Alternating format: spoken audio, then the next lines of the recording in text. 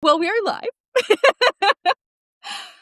Hi everybody. I'm sure we're gonna have people filtering in, but we're doing another PMM Premium Live with Rita Richa of Bibbidi Bobbidi Business and Reignite Media. I'm so excited for this conversation. And also joined by our own Lauren Cassell, of course. I know that the two of you recently talked. Remind me, is this an episode that is going to be coming out that people should be looking for? It will be coming out. Yeah, amazing. Amazing. There are some pixie dust moments behind the scenes that needed to be worked on. So excuse my pixie dust, but it will be out soon. I have to Yes. explain how I met Rita. Well, I just love when I found Rita's podcast, Bibbidi Bobbidi Business. I was like, is this podcast made solely for Lauren Cassell? I was like, this is my dream podcast because it's like Literally. it's a business podcast, but through the eyes of Disney magic. And it is like so smart, but also a comfort listen to me. That's how you describe Rita also. Like, and I feel like I sent her a fan letter one time. Like, You I did. just was like, I just have to. I literally cried happy tears when you sent it to me because I was like, I don't think anyone is listening because I have made such a specific podcast that probably 3 of my Disney friends that are business owners are listening to this, and I don't think anyone is listening to this podcast. And then you sent me the sweetest email of my whole life and basically hyping it up, and you featured it in like the newsletter or whatever. And I was just like, wait a second. It's not about everybody listening. It's the right somebody's listening. And I almost cried because I was like, somebody likes me. I got to meet Rita recently in Orlando. And because guess what? Rita lives. Do you live in Orlando or near? Mentally, yes. 2 hours, but 2 hours physically away. Okay, so near enough to where I have an annual pass, and it's an excuse for a business write-off for me. And she's getting married in Disney World in like 2 months. Yeah. It's coming up. Thank you, guys. Thank you. Can I ask, like, where? Yeah. So it's in Disney Springs, and it's on Amazing. a restaurant that looks like a riverboat. It's called Paddlefish.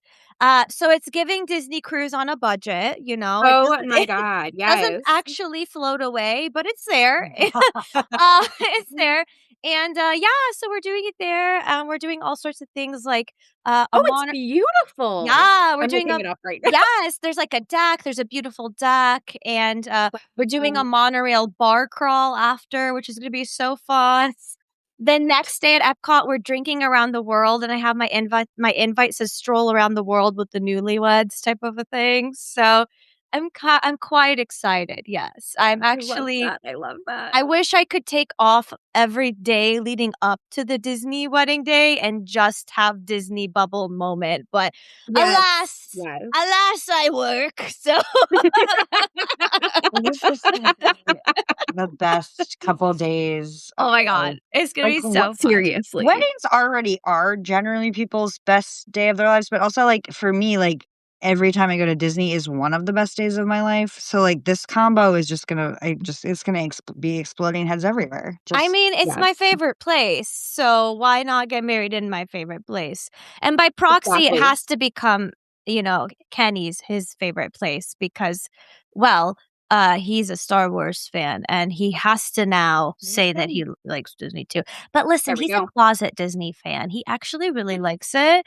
But it's a great segue into like after you sent me that email, Lauren. There's so many business people that are closeted Disney fans. Yes.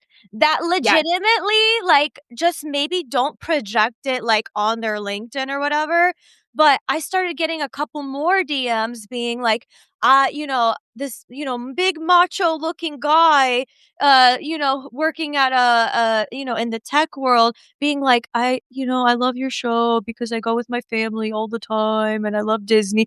And I'm just like, these are people I'm just maybe stereotyping, I don't know, but on their socials don't project this, like, I love this thing, type Why do of you thing. think that is? I I, think I have my thoughts, but I want to hear what you and Will have to say about this. um, For me, the quick answer is people are afraid to share their hobbies and their selves online. That's my But hot why do take. you think so many business people love Disney, I guess? Yeah. Mm. Yeah, I I think mean, it's kinda hard to not, right? Like, if you are a business person working in the industry, like, nobody does business better than Disney. Like, even if you're not, like, a Disney movie fan or whatever, like, you kind of have to respect the Respect the grind of what they're game. Yeah. doing. Yeah, respect yeah, the hustle, dude. I mean, if yeah. your business, this is why I started the show. Like, if as an entrepreneur, if my business were able to last for longer than 100 years and become this legacy that people tell stories about to this day, I mean, that's basically the modern day Odyssey or the Iliad. Like, how do I reach that level of business epic success? So if they could do it, how can I do it, right? So you have to respect that the branding, the consistency, the money. I mean, Mhm. I had to pick up some side hustles to get this Disney wedding going because they do charge a pretty I bet. penny. They are Oh, yeah. profiting. They are profiting and making money. So if you Yeah. if you want to do the same, as one does when they start a business and not a charity, you gotta make some of the monies. And they have these Mhm. proven strategies and structures time and time again that not only are they able to do it once, but they're able to repeat it and scale it and do it time and time again. And that is the biggest thing that businesses struggle with. It's not just making the money, but it's, how do I make my team happy? How do we Mhm. scale this so that other people can do this? How do we train people that are day one in this universe to not only understand what we do, but become part of our world? Didn't mean to do that on purpose. And do that. Um, Can't help it. but really, at its core, because it has such a strong brand built in hospitality and built in human relationships, Yeah. And um, and storytelling. storytelling. That's what I was going to say. That's the Yep. number one thing. But these are key pillars for me and my background, like what I do in Reignite Media. Some of these legacy businesses like manufacturing or logistics or technology or, like, I guess, tradition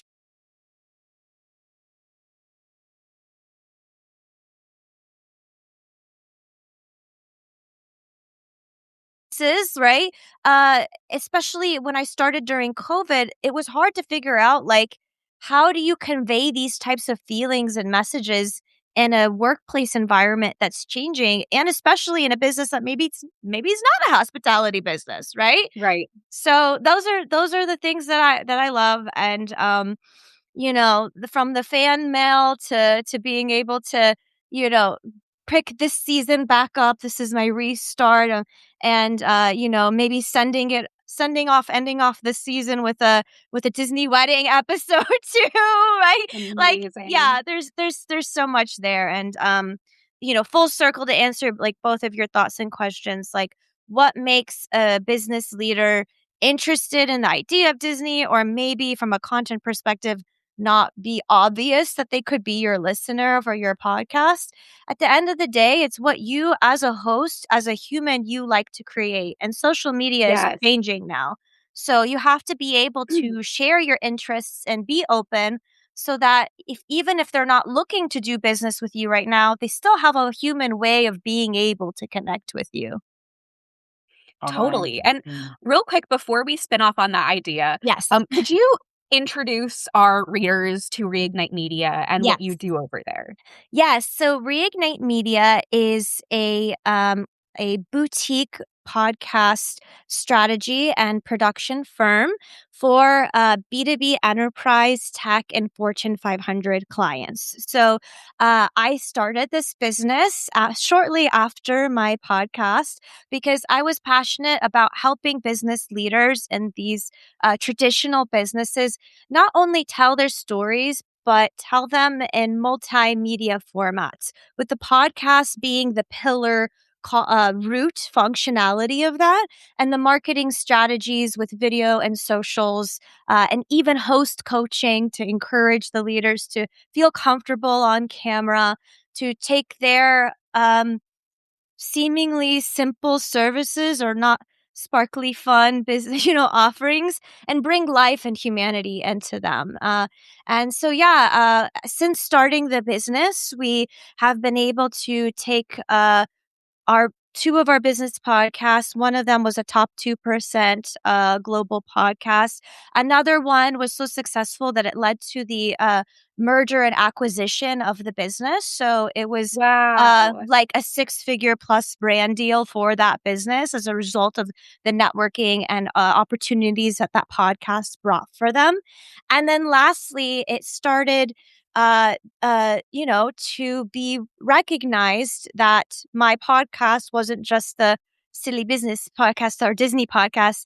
It was awarded, I think, a couple years ago for Best Business Advice Podcast by Earworthy, too. So it's just to show that, Congratulations. thank you. But I'm We just love saying, Earworthy. I love Earworthy. So Frank is amazing. Yes. But it's just to say that, like, um, the conservative approach of leading with your business and your logo on LinkedIn first, and just like the stock photos and the memes that like went out of style 3 years ago, and just like the cheesy Uh-huh. corporate photos where we're all just like standing like this or whatever. There's so much more. And I just being able to bring what I've been able to take from not only my experience from the show, but also my marketing background and expertise as well is really our bread and butter. And yeah, so that's the done for you approach. But this past year and a half, I've been really interested in being of service to smaller business owners as well too, because I think everyone deserves accessibility to tell their own story. So I've started coaching business leaders and very simple things like even how to edit certain parts of their podcast, or how to just have a better interview conversation and do Mm. like one-on-one consulting. But predominantly at the end of the day, if they have a dream and they want to launch a podcast, I want to be the podcast fairy godmother that takes it from like idea to like existence. So yeah. Amazing. I didn't realize that you started the business after the podcast. Yeah. Usually, like, it's the complete opposite. Yeah. What what was that process like? Like, when did you realize during the podcast? Was there, like, a specific moment where you were like, I need to be doing this"? Like Yeah. That's a great question. It was not a moment that I chose, but the universe chose for me because I was working at a agency that did podcasting, and Mm. just like every other person after COVID or whatever, there were some layoffs. Mhm. And I was really looking for a job, to be honest with you. I never wanted to be an entrepreneur, which is the irony. I really like never woke up one day and said, I want to work 24/7 and barely have paid time off. Like, do you know what I mean? Like, I never woke Yeah. up being like, this is my life. Especially because my family, my dad, like, they're all entrepreneurs, business people, Mhm. right? So I saw that firsthand and I was like, ew, not for me. I want to be lazy. But anyways, so the universe chose otherwise. And I was, I had been posting an on LinkedIn, my podcast. And when, the tides changed at that at that last company, unexpectedly, I was posting, daily, kind of like a journal type thing on LinkedIn with a bunch of cringy, sad Disney quotes and memes, like, like just keep swimming and all these things. It's just like I was in my sad girl era or whatever. We all were. 2020 was crazy. It was rough. Yeah. It was a couple years after that. But yeah, either way, Still. what surprised me is that because I had been working on my brand for myself with no intentions of even having a business, a month after that happened, before I got an unemployment check, I got a client. You know what I mean? And it was like, I thought it was going to be a side gig until I got a job. And then I got a couple clients, and then I had 3. And then I was like, what is an I don't LLC? have time to apply for jobs anymore. Yeah, I was like, what's an LLC? Like, do I have, like, do I need a contract? Like, all these business things suddenly started happening, and it's wild. Yeah. So to answer your question, there wasn't one, magical pre-made like moment where I sat down and I had time to think through what I wanted my business to be. And I talked to people and had a business plan. No, it was God's plan, I guess, because I had no idea what the business plan was. Very much Jesus take the wheel. I wasn't driving. It was just like, hello, girl, get on my GPS and get with it. Like, okay, I think we're that's here. the case for so many of us, though. Like, Yeah. I got into working in podcasting full time because my last office job was so unbelievably stressful Girl. that I was like, I need to go. I need out. So I guess I'm just gonna pursue freelancing full time. And I've been here ever since. So like I Yes. totally feel you. Lauren, are you finding any of this to resonate perhaps? Absolutely. I mean, I also was same thing where I was like, I almost called my company Grandma Joyce because I was like, this isn't going to be real. And then I found the list of companies the names I almost called it, and I just I was like, I still applying to jobs, and then suddenly I was like, I don't have time to go to these job interviews anymore. And Justin, my husband, was like, I think that means you have a company if you don't have time to go to job interviews. And I was like, no, I wanted to work. I'd worked for enough bad startups and stuff. I was like, I want to work for the man. I want health insurance. Like, I want easy. Right. Like, nope, nope, Right. nope. But I have a question for you. I don't mean to like Yes. hijack. I know Will has like a thought No, of please. hijacking, but something that I think we all experience as people that work in Disney adjacent, like branded companies, like being taken seriously. Yes. Like Yeah. I think Will and I are always going back and forth between being like, I think we're really good, and I'm not sure that if people sometimes okay, it's like, do people take us seriously, Right. or does it matter because the right people do, and will our work tell the story? But I'm sure that goes on in your head. It does, and I literally struggle. I think about this every single day because Yeah. because not only is my brand very Disney-esque or whatever, like, Reignite Media, I like to say, is a sophisticated older sister of Bippity Boppity. Like, she's going on the curated VIP tours at Disney, and she's, Yeah. like, Disney bounding and not wearing the T-shirts. She's just like, "Oh, yes." Like, "Oh, Doing hello." Dapper Day. Yeah, she's like, "Hello, Yeah. Bippity. I was invited to the private club in Disneyland. I'll be back." Or, "I have a meeting with the tour guide, and we don't do lines." You know what I mean? Like, Right. she's He like doesn't do lines. yeah, she's like more sophisticated and an offshoot of that. But the reason why I say that is because yes, I do struggle with not only having the brand that's all wee wee haha fun, but I'm short, which doesn't help in real life too, which you wouldn't think that it would matter. But now that I've been doing in person like mini interviews with people for other projects, these tall 6-foot men come towering in, and I feel like Minnie Mouse. Like, I'm literally like, "Hi guys, you wanna talk to me?" Like, I just feel so Is short. this a short people only call? I don't Lauren and I know. are like the same height. We're both like 5 foot. I know you're short. I think, Lauren, you're shorter than me, but Will's shorter than me even. okay. Will is even So we are literally besties with Snow White. We could fit Yeah. in with the Yes. rest of the crew Yes. of, Yep. Dopey and all of That's them. where it really comes in handy, actually. So, Yeah. but I trying to say is, I could sit here and I could hyperfixate about, is my brand this enough or is it not serious enough? But at the end of the day, if you are branding for yourself, you want to attract the right people, which you touched on Yeah. earlier, Lauren. And my favorite quote, I don't know who it's from, I'll find it after this, is if everybody, like, if nobody hates it, then nobody loves it, is the type of is for one of your brands. So if nobody hates something, there's not a strong enough reaction for somebody to love it and be obsessed with it, because you're somewhere in the neutral in between. So I think from a strategic perspective, how I have fallen into the way I brand myself is I have my personal brand, and that's Bippity Boppy. That's Rita. That's me. And I have other brands that I kind of build out to kind of like, I don't know, make photocopies of myself. So Mm, based on who I communicate with, I present that self to them.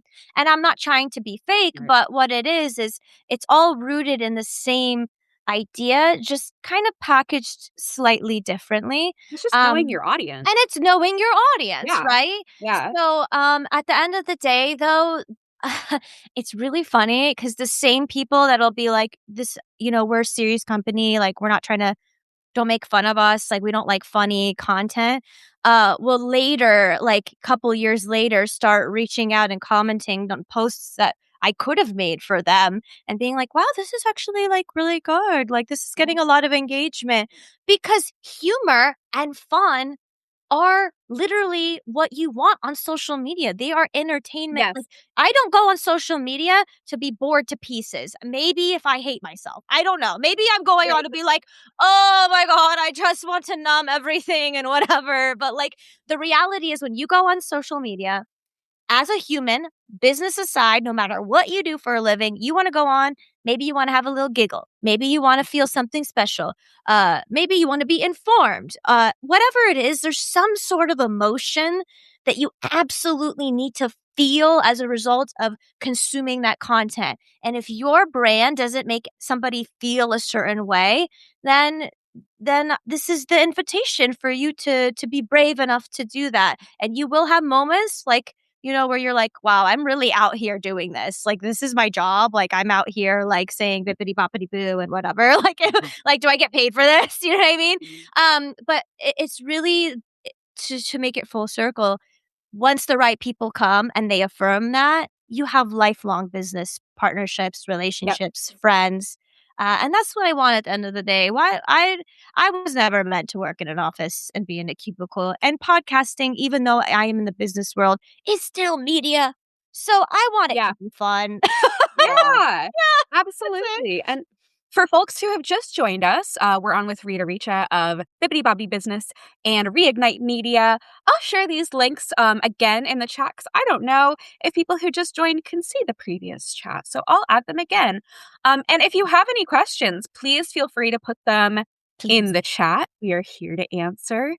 I would love to start talking about like what you think is a good reason for a business to want to start a podcast? Because I think that there are also some bad reasons. Maybe if you can answer both. Okay. So a bad reason is you saw your buddy do it on LinkedIn and you want to do it too. And I mean that because there Do are Yeah. people Yeah. do people say that to you, or do you have to sense that that's the reason? you absolutely can sense it's the reason, because there's a little bit of, like, especially if you're in the LinkedIn business world, there's a little bit of this internal like, oh, I see them doing that. Maybe I should do it for my business too. Like a little bit of like pressure, Mhm. competition, kind of like, I don't know what this thing is, but people are liking and commenting, so I should probably do it too.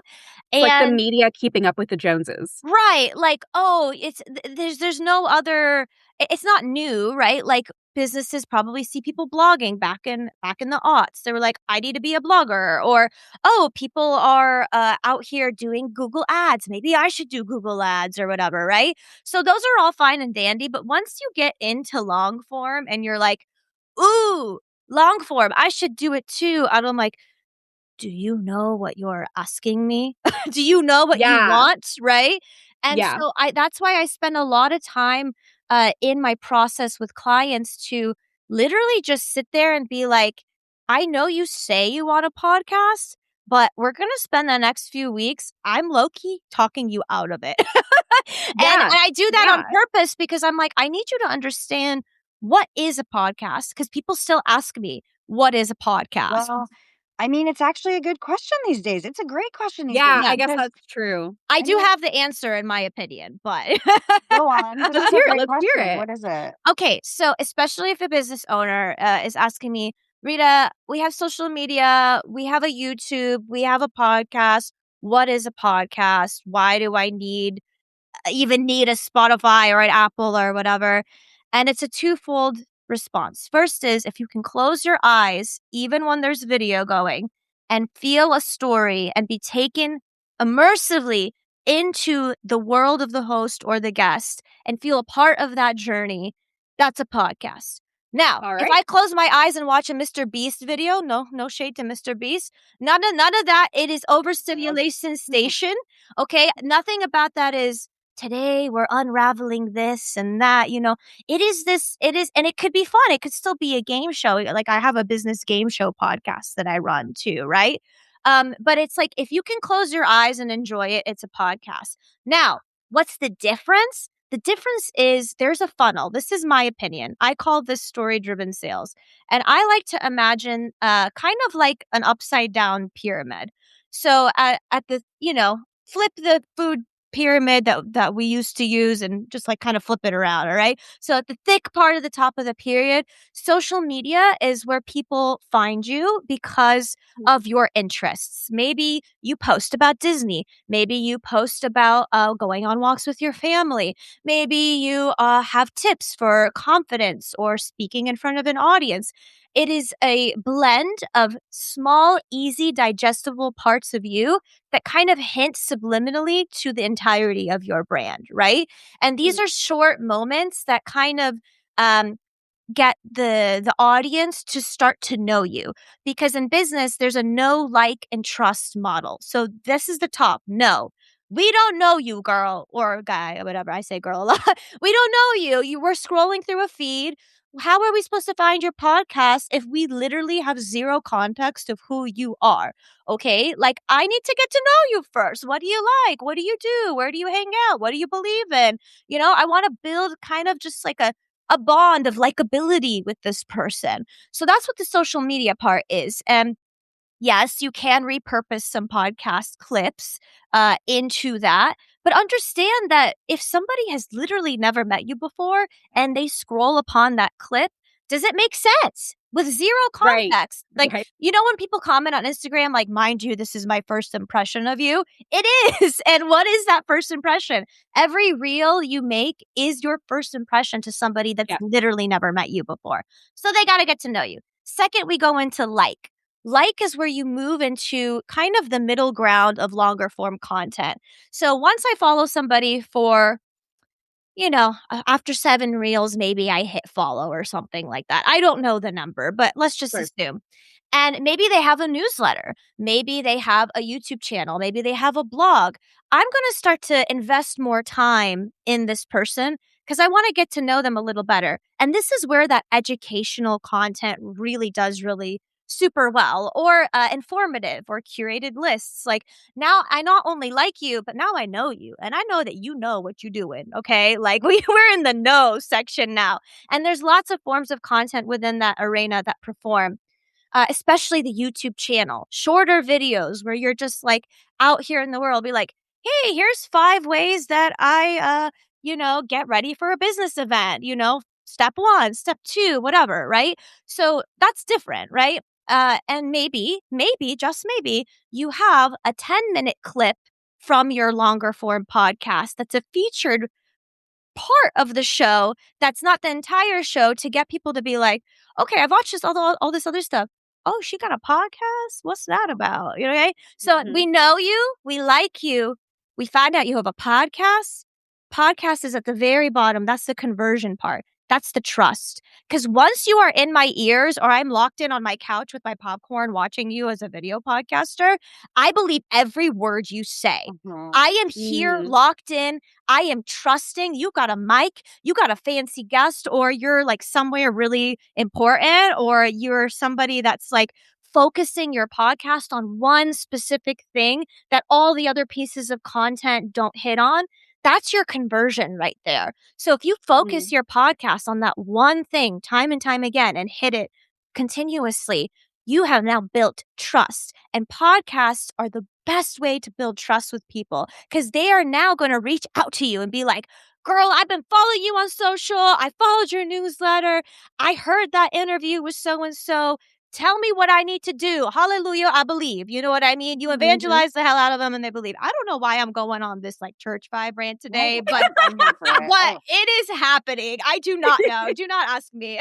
Anyways, so know, like, and trust, right? So that's the difference. So in a big picture, the podcast is that longer form journey, and that's what will convert your listener to either be a client or community, part of your community. You cannot create community on random reels alone. Newsletters or blogs are not a place where people freely talk to each other. As a host, as a figure, as a human, as a podcaster, that's where you'll be able to create either a business opportunity or a community that you can really not create anywhere else. And that's my answer. And that's all comes in handy, I think, when we're talking about like being true to yourself, to quote Mulan. But really, like if someone is going to trust you, it really helps if you're being honest about her yourself and vulnerable. And then, so it does help if you are like, I like Disney. You're carving out your own niche. Yeah. Your podcast people shouldn't like be your specific- testing ground. It should be your YouTube channel, and your reels should be your testing ground. Your podcast should be the most confident and tested out part of your thing. So for example, and I'm sorry I interrupted you, Will, but because some people will be like, oh, I just want to make like a YouTube video. Can I put it on my podcast? I'm like, is it part of the premise of the show? A podcast is a show. It's a show, you guys. It's a show. That's so true, though. And people really don't think of it like that, especially when they're coming from a business perspective. Like, I feel like a lot of business podcasts or like branded podcasts do not go in with the concept of like, it has to be a good podcast that has something like unique to it, that is offering something. So why would I want to start a podcast as a business owner if all I see are other podcasts where Jim and Joe or, Carla and Carol are talking to each other on a Zoom call and starting each episode with, how's the weather today? Oh, tell me about yourself. These are literally corporate Zoom calls that you are blasting out and calling a podcast. Save yourself, hire a producer to help you have a show. Please. Like, even your own employees do not want to be on that Zoom call. No. I also call it a show because that really simplifies it, I think, for people, because I think a lot of, maybe you know this better than me, but they might think it's a social media feed or something where I'm hearing them be like, just put it in there. Can't I put my YouTube thing in there? Right. The show is telling a story, and the show has an ethos, and the show has a backbone. And does it fit in with that? That's good. Like if you watch the Kelly Clarkson show as an example, there is a consistent formula to that show. Yeah. When you watch it, you know what to expect. You know that there's specific segments. You're never going to see like somebody like Kelly Clarkson go on and be like, hey guys, today we decided to throw the branding away and I'm just going to sit here and talk to my dog. Do you know what I mean? Like, and I know that's an exaggeration, but what I'm trying to convey is exactly what you're saying. It's a show. And it is your legacy. It is literally your legacy. Think of all of the shows that left an impact on people. Like in the Walt Disney example, he even was like, I need a show to show the behind the scenes of what building Disneyland is like. Like you become an authority when you have a show. And I'm a former theater kid. So if it's hard to understand what the concept of a show is, well, there's a program for the show. There's, a way to promote it that happens every single time. And you want your listeners to enjoy it and be a part of the show or feel a part of it. And also, more importantly, this is very simple advice, but as the business owner, if you're listening to your podcast and you don't like it, what are you doing? Would you even listen to your own show? Yes. Would you listen to your own show? And if the answer is no, burn it. Start over.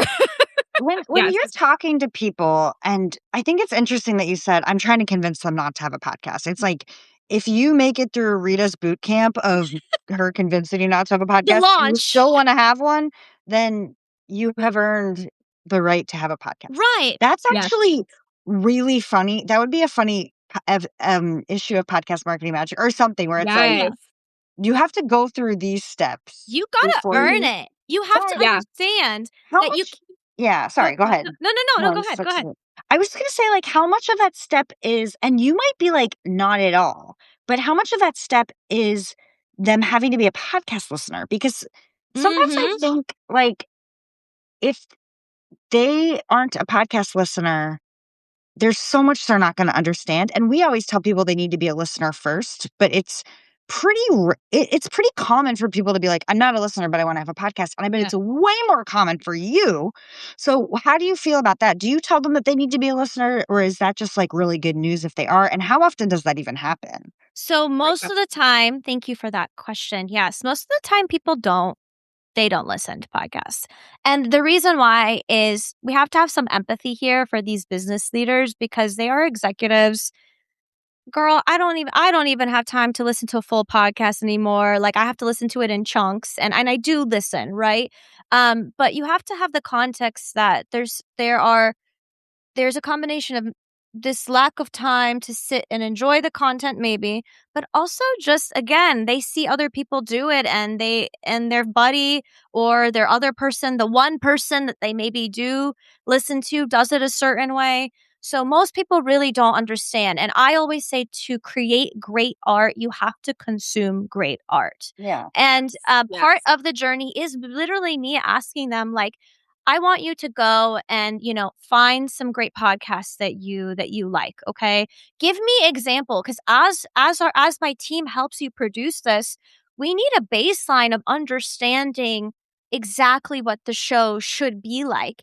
And girl, it better not be Diary of a CEO or the Joe Rogan show cuz it's not Seriously. going to be you. Do you have $20,000 a month to produce your podcast? No.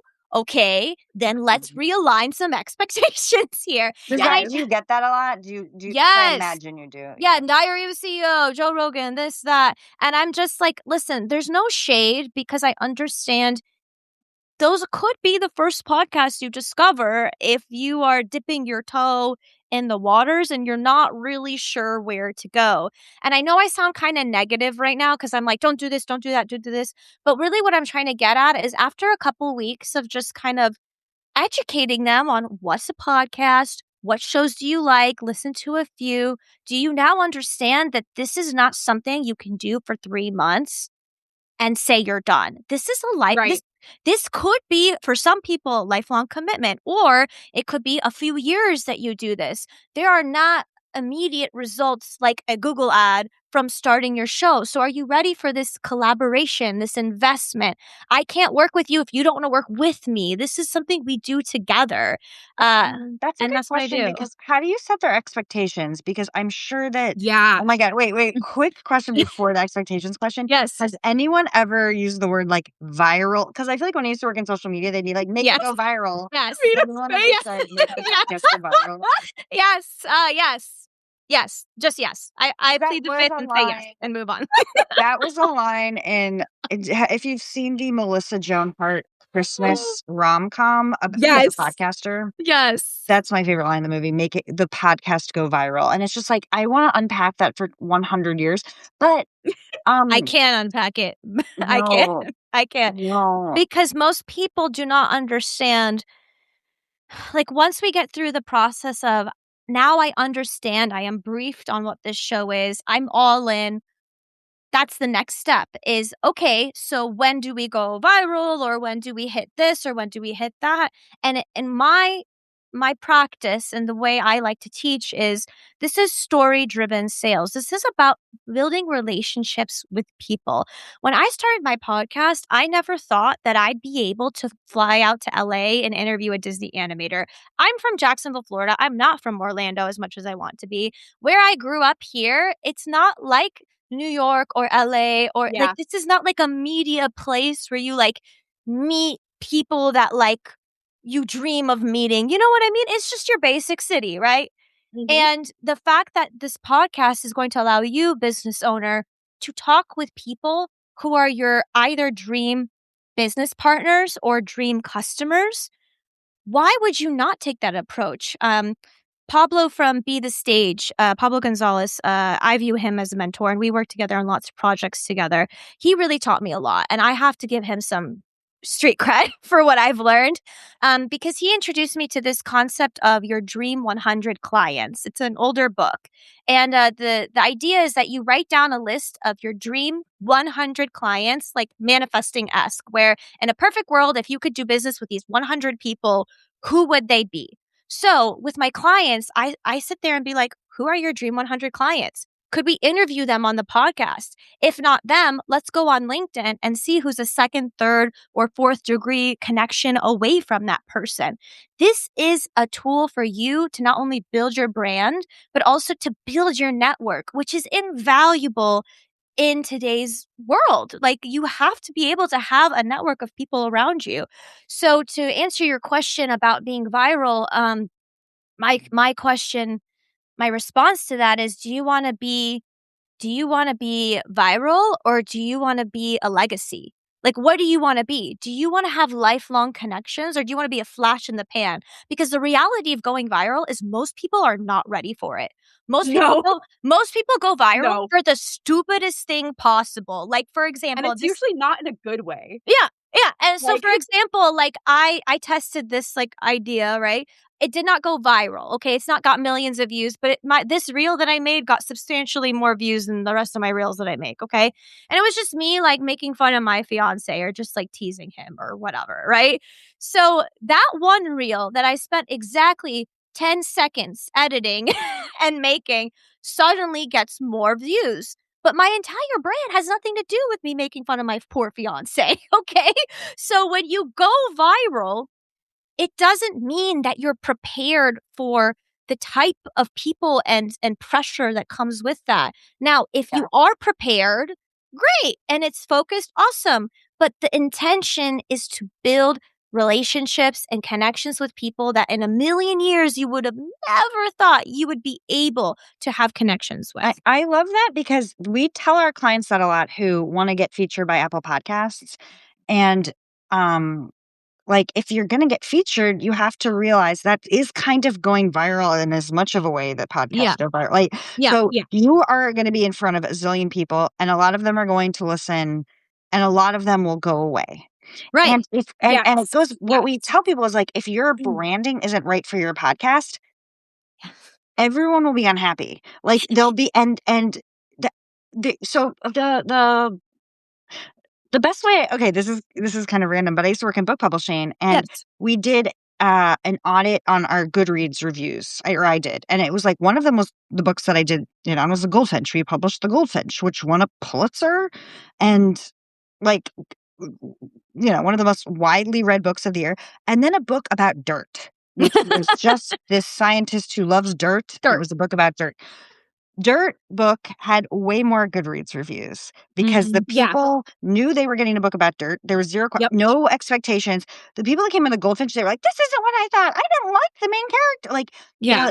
if they don't get what they want to expect, so you can like boost yourself into the sky. But if you didn't build the base of like knowing who you are, and your cover art isn't expressing that and everything, it's going to be the actual opposite of what you want. And in Apple Podcast language, that means people leaving bad reviews and going away. And those bad reviews do not go down. May I just add Right. something onto that really is important? Because, let's say we go through this process and they start to realize, actually, Rita, I do love the idea of podcasts, but I see what you're saying. My branding, myself, I'm not sure yet what my business is doing. I'm still trying to figure things out. Or maybe I don't actually want to be an interviewer. I don't feel like I have that on camera, like, presence to show up and come up with interesting things to say all the time.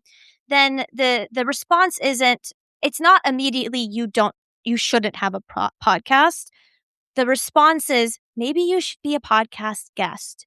You don't have to start a podcast in order to be in the podcast world. And this is why I think we are very aligned in the businesses that we do, because I could be like, hey, I think actually you have one signature talk that you like to do over and over again. You're somebody that likes to be prepared and kind of like speaker style, have your thing, your points ready. You want to go on, you want to have the content, you want to have the benefits of being in the podcast world, but not necessarily have a podcast. Maybe you want to test out some things in the podcast world that resonate with you before you start your own show. Being a guest is a lot lower of a lift for you as a business owner than starting a show. Again, a show with jazz hands, all the bells and whistles from the beginning. And so once you do that, it's great. Now, best of both worlds is go do a podcast tour for 6 months and launch your work on your show launch behind the scenes so that by the time your show is launched, people have been like, oh, I've seen her. She was on that show and this show and whatever show.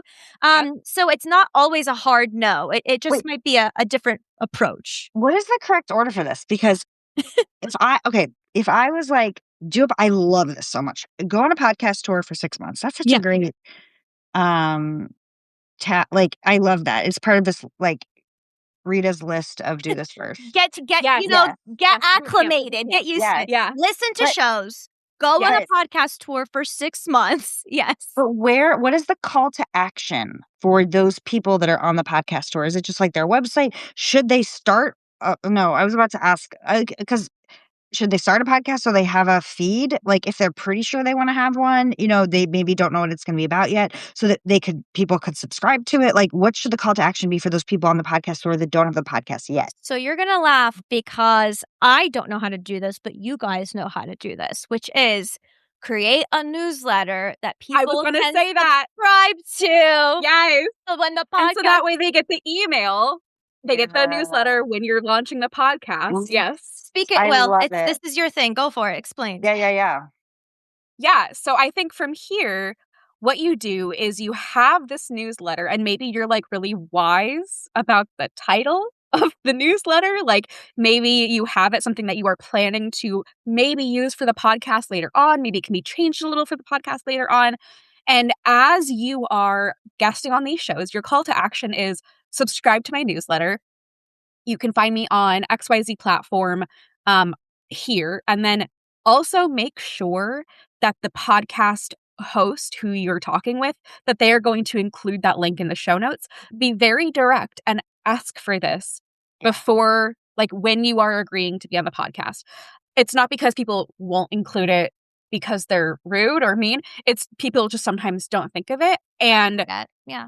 Right. And like you need to make sure that it's going to be there so that when that episode's done, if they really loved you and you are bringing your like authentic personality, they can immediately follow your Substack. And on your Substack, you can put out editions maybe like once a month. It can be super low lift in the first little while. And you're going to offer them something in that newsletter that is useful, unique, that they can apply, that gives them more of your personality. And you're going to start linking all of your podcast appearances in that newsletter. Yes. And then once you're ready to launch, you have the space of audience members who's already followed you to other podcasts, who's already reading your writing, who's already familiar with your personality. When you launch that podcast, that is going to be at least a little of an automatic built-in audience for your very first episode, which is hard to accomplish. And like that can be a pretty good selling point if you're ever looking for sponsors or other connections. Like from out the gate, my podcast had X number of listens on day one. You are preaching what I believe in. Here's why. Because, and at least in the business world, people want to launch the show and they haven't done anything promotional to really get their show out there. Think of the Barbie movie. Think of how long they promoted this darn Barbie movie before the movie even came out, right? So in media, we call it priming your audience. You need to prime your audience to understand who you are, what you do. And like you said, Will, that's a great point about the subscribers. If you could say like, yeah, we already have 3,000 subscribers in our niche, you could have your first episode be sponsored by maybe a local business or something. Like there's so much opportunities. So so the order you asked, what's the order? People ask me that all the time. Should I launch a podcast first? Should I launch a YouTube channel first? The reality is, in a perfect world, I would like people to go through this process, but at the end of the day, business is competitive and fast moving. So for people who are like ready to like be podcast-esque and get their like show out, but they're just like excited, they want to like do it. The thing that I recommend is as an in-between step is doing like mini interviews. So doing like man Ooh. on the street podcast. Like I'm testing this right now. Show that you're an interviewer or a host, do man on the street real type interviews and then get that podcast feel out to promote maybe a larger, greater show later so that Mhm. you're having a lower lift on production. You're still getting the results and the impact of, I'm able to actually connect with those dream people or whatever. And now that becomes a part of your guest journey's experience of working with you. They get to be on this short reel, maybe at an event Mhm. or whatever. And it doesn't even have to be in person. I've seen a lot of content creators do virtual collaborations where Yeah. they'll have a similar background and like make it look like they're talking to each other. I call them asynchronous interviews, Mhm. for example. So there's a lot of things you can do before you do the full show to test the waters, still have that feeling of I have a mini show, I don't know, and be able to work towards the larger podcast at the end of the day. Yeah. Lauren dropped off. I think that her connection went out. I've invited Okay. her to join again, but we're also in our last 5 minutes. But this Yes. also makes me think. So I was thinking about when you were talking about the Kelly Clarkson show, Yes. about how that show has like such strong branding Mhm. and such a strong structure. And like, I personally, I have been listening to podcasts since like the OG podcast years, which means I'm a big sucker for segments. Yes! I miss segments. I think Bring they're so good. back And segments! bring back segments. And this is also such a good way to baby test this podcast is just Mhm. do a segment. Like, so I don't watch the Kelly Clarkson show. Mhm. I don't listen to her music. I was there for American Idol. Oh, I did vote for her by calling oh, in on the phone. that's pretty Um,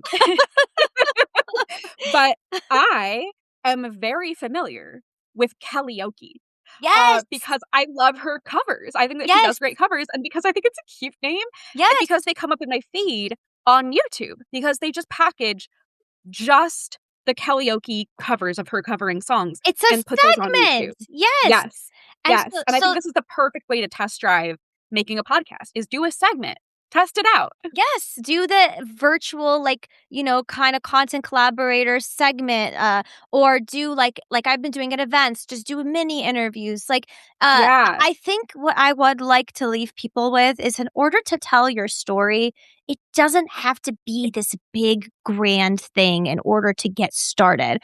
Some of the most impactful stories are the most mundane experiences of everyday life. Like, and I do have a podcast episode that'll be coming about this soon. My guest was really good at explaining this. She's a TEDx talk speaker and coach, and she basically said it's not the big flashy moments that make that connection, that impact to humans in your audience. It's not like the Mr. Beast, like I went to Thailand in 24 hours and met a pizza monk, or I don't know, just something crazy, yeah, right? It, sometimes it's the little things like, hey guys, it's the voice notes, it's the FaceTimes. I was Yeah. driving yeah, home today and I was really thinking about how like work can be hard and how are you guys feeling out there or whatever. It's the vulnerable, it's the honest and I think the people that the reason I say this is because there's so many people out there that feel their life is not interesting or important enough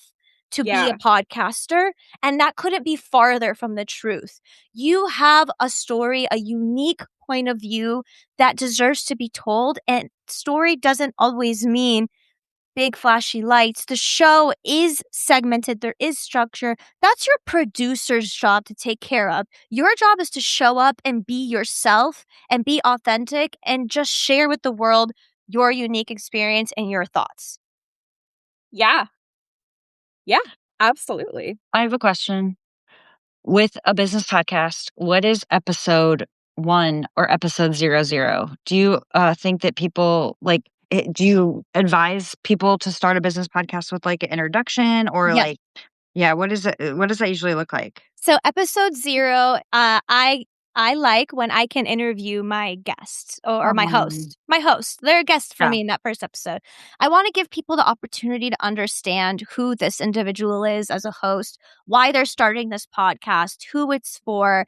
It's very short. It's probably like maybe 15 minutes or even less sometimes.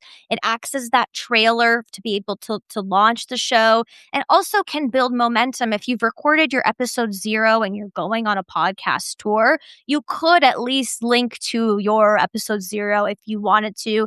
If you were in the mind of, yeah, actually, I do want a podcast, I just need some time to get things together. So I do recommend episode 0. And I think those who don't have one should find a way to weave in that introduction throughout their episodes in an authentic way, because I know we're running out of time, but the last, rebuttal that I get from people, from business folks who want to start a podcast is, well, if it's an interview based podcast and my guest is talking all of the time, how am I supposed to build that connection with the audience? It's all about them. I can barely get 3 words in. Okay. Well, if you do an interview that doesn't have pre-production or preparation in advance, you will be sitting there asking a few questions and being polite and waiting for your guest to talk. But if you have some preparation, you can, in the beginning, tell a personal story of why you wanted to do this episode. I'm going to pretend that I'm a fashion brand business owner. I don't know why, but this is what's happening right now. Hi, my name is Rita, and I decided in 2020 that I think shoes are lame, and I traveled the world to find the best shoe possible to be the one that I want to wear to be comfortable for me as a woman in business, but also look cute. And I found that time and time again, no one was really listening to me. No one was understanding why this was an issue. So I went on a journey to figure out what kind of shoe would be best suited and started this business. And that's exactly why I brought my next guest on today. They are a manufacturing brand. They are a B2B manufacturing brand. They specialize in making products and clothing for business owners. And we're here to dive in deep today on exactly how that process could look. Let's get started. So Yeah. you have an opportunity in your intro to have that moment and still be yourself. And also at the end of the episode, when the guest has left, you can do your takeaways at the end where you wrap up your own story, your own thoughts, a reflection note to the audience, really anything. The main part of the interview is sacred. Reserve it for the guest, but the beginning and the end are your spot to shine. Use them and you will have exactly that balance that you need of guest interaction and host thought leadership and branding. I think also with interview shows, I have so much respect for good interviewers who know that the interview is not about them. It is Uh-huh. about them being a good listener. It is about them being a good learner. You Yes. should want to learn from your guests. You should not assume that you are the smartest or most experienced or most interesting person in the room.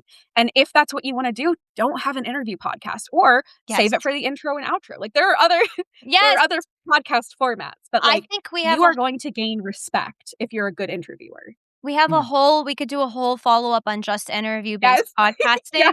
Yes. But on the flip side of it too, that's why I think interview-based podcasting for business owners, especially if you're not sure of what your story is yet, is a fantastic way to get started because you can treat it as a student.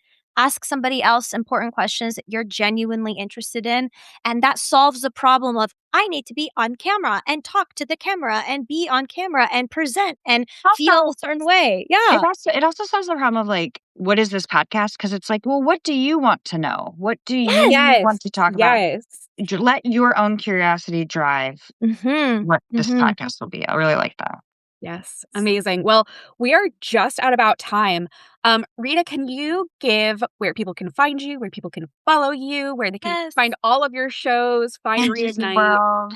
Yeah. Yes. So, my preferred place to be reached out to, you can go on LinkedIn, Rita Richa. We'll make sure that that profile link is there. But also to keep it easy, my business website is forever under construction, so you can go to my podcast website, bippity-boppity-biz.com, to check out my Disney podcast and shoot me a contact message there if you so choose to use that fun, whimsical portal to reach me instead. Either way, choose your own adventure, whether you're a LinkedIn or a podcasting person, pick one and go for And it. listen to Bibbidi Bobbidi Business because Yes, it's so good. But also, where is business game show podcast? Oh, yeah. So it's called Devil's Advocate, and it's two lawyers arguing with each other about nonsensical topics. And the hook of the game is, or the premise is, since they are lawyers, they have to choose the opposing side that they did not believe in and argue that. And we're just dying right now. yeah, I and am. and our hosts, kind of guide them along this show. So yeah, it's called Devil's Advocate. It's really Wow. fun. It's a YouTube show based podcast, so there are a lot of visuals in it, and I had so much fun with Amazing. this team branding it. So if you want some nonsensical arguing, go check it out. Absolutely. Do I love anything more? Love it. Yeah. Truly. You Rita, thank you so much for joining us. This has been amazing. I'm so excited to get out to all of our followers, and let us know if you ever want to be back on. This has been great. I would love to be back on. Thank you for having me. Thank you so Later, much. This is a everybody. dream come true. We'll talk. Yes. You are amazing. Thank you. Thanks, Will. Bye.